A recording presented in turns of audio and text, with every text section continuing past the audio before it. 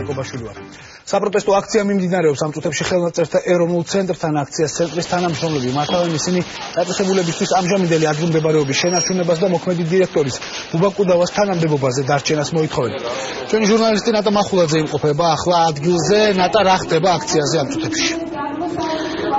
ამ წუთებში მიმდინარეობს აქცია, როგორც თქვენ კადრში ხედავთ, აქ არიან შეკრებილი ხელნაწერთა ეროვნული ცენტრის თანამშრომლები, მათი მხარდამჭერები. სულ ცოტა ხნის წინ მათ გაავრცელეს მიმართვა და ისინი ითხოვენ განათლების მინისტრისგან მათთან შეხვედრას. ისინი მზად არიან სათანამშრომლოდ და ყველა პრობლემატურ საკითხთან დაკავშირებით. და ასეთი არის სამი. პირველი ეს არის ლაილაშის ბიბლიის გატანის მცდელობა, ასევე საკითხი, რომელიც ეხება შენობას ხელნაწერთა ეროვნული ინსტიტუტის და ასევე ხელფასების საკითხები მზად არიან მათ განიხილონ განათლების მინისტრთან და ისინი მზად არიან მასთან შესახვედრას. გარდა ამისა, სულ ცოტა ხნის წინ ასევე განცხადება გააკეთა თავად ხელნაწერთა ეროვნული ცენტრის დირექტორის მოვალეობის შემსრულებელმა ბუბა კუდავამ. მან განმარტა, რომ ვაკანტურ ადგილზე, რომელიც მის თანამდებობაზე გამოცხადდა, ამ კონკურსში თავადაც მიიღებს მონაწილეობას. ვფიქრობ, რომ არასწორია, რომ დაწესებულების ხელმძღვანელს არ ისჩევდეს დაწესებულების კოლექტივი.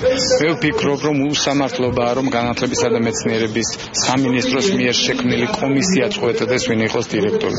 მიუხედავად ამისა, კოლექტივის თხოვნით, თანამშრომლების, კოლეგების, მეგობართა საზოგადოების წევრების, ჩვენი მხარდამჭერების თხოვნით, მე გადავწყვიტე, რომ მივიღო ამ კონკურსში მონაწილეობა. თუ კი ხელმძღვანელის ანაზღაურება მეტი გახლავთ, რატომ უწერიათ მათ საკონკურსო განაცხადში 490 ლარი? ის რაც ეხება ხელნაწერთა ეროვნულ ცენტრს, უნდა გადაწყვეტოს ხელნაწერთა ეროვნულმა ცენტრმა. თავისთან იბარებს, ვთქვათ, სამ თანამშრომელს.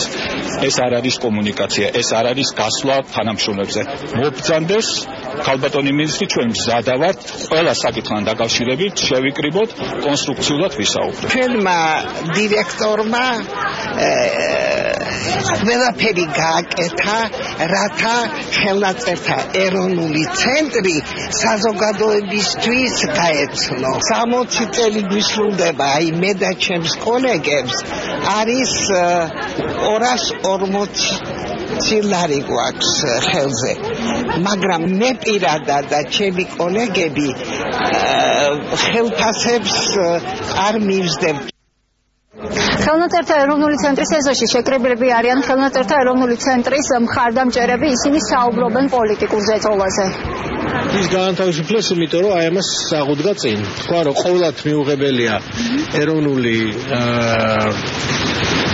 ცენტრის ნიმუშების გატანა, ფაქტიურად კოლექციის დაშლა, რაც თავისთავად სრულიად მიუღებელია, იმიტომ რომ სხვაგან უბრალოდ ვერ მოუვლიან ამას თავიდანებოდ და მე დაშლის გარდა ამის გაჩუქება უბრალოდ არის აი წარმოუდგენელი აბსურდი. ეს არაფორმალური მმართველის ივანიშვილის იდეა იყო. ის რაც ეხლა ხდება, ძალიან მაგონებს პერიოდს, რომელიც ჩვენმა მუსიკალურმა ცენტრმა 2 წლის წინ გამოიარა. და მე იმედი მაქვს, რომ ხელნაწერთა ეროვნული ცენტრის თითოეული თანამშრომელი არ დაიჯერებს იმ შემოთავაზებულ მოსაზრებებს, რომელიც ზემდგომებისგან ხდება და თავის პოზიციას ერთსულოვნად ბოლომდე დაუდგება.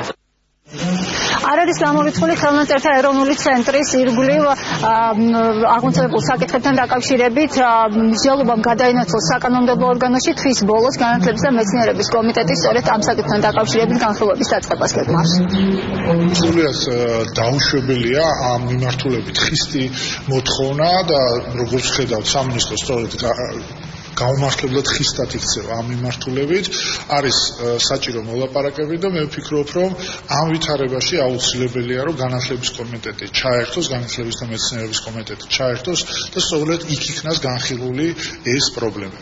თავი თვის ბოლოსთვის ჩვენ უკვე გვექნება ესეთ შეფასება. მეკითხე კიდეც ესაა განათლების სამინისტროს მან დაასაბუთა, რომ არაფერი ისეთი ზეწოლა არ ხდება, არის ჩვეულებრივი კონკურსია თავიდან, ასევე იქ იყო რაღაც გარკვეული დარღვევები, რამდენადაც მან თქვა. ეს ყველაფერი ალბათ თუ კი ის ფულის თავს სამართლიანად გაასაჩივრებს.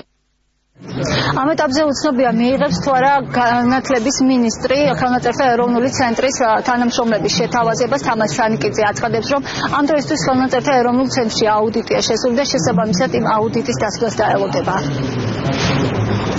დიდი მადლობა ნატა მახულაძე გოსწრებოდა პირდაპირ ეთერში. განათლების